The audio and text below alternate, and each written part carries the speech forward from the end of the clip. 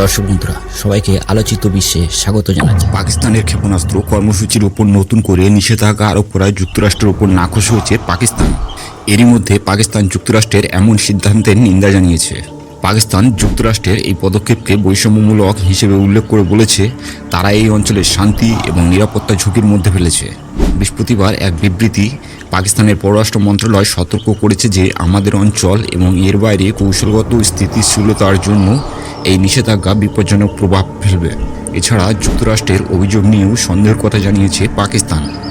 দেশটির দাবি, অতীতেও নিছক সন্দেহ ও কোনো প্রমাণ ছাড়াই ধারণার ভিত্তিতে যুক্তরাষ্ট্র নিষেধাজ্ঞা আরোপ করেছিল।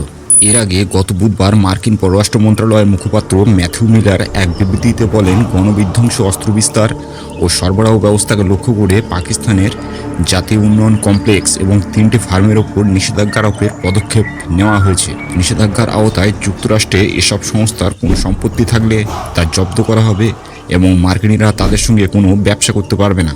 মার্কিন পররাষ্ট্র মন্ত্রণালয়ের পক্ষ থেকে বলা হয়েছে, পাকিস্তানের জাতীয় উন্নয়ন কমপ্লেক্স এনডিসি দূরপাল্লার ব্যালিস্টিক ক্ষেপণাস্ত্র কর্মসূচি এবং ক্ষেপণাস্ত্র পরীক্ষার সরঞ্জাম ও সংগ্রহের চেষ্টা করেছে এবং এনডিসি পাকিস্তানের সায়েন্স সিরিজের ক্ষেপণাস্ত্র সহ ব্যালিস্টিক ক্ষেপণাস্ত্র উন্নয়নের জন্য দায়ী।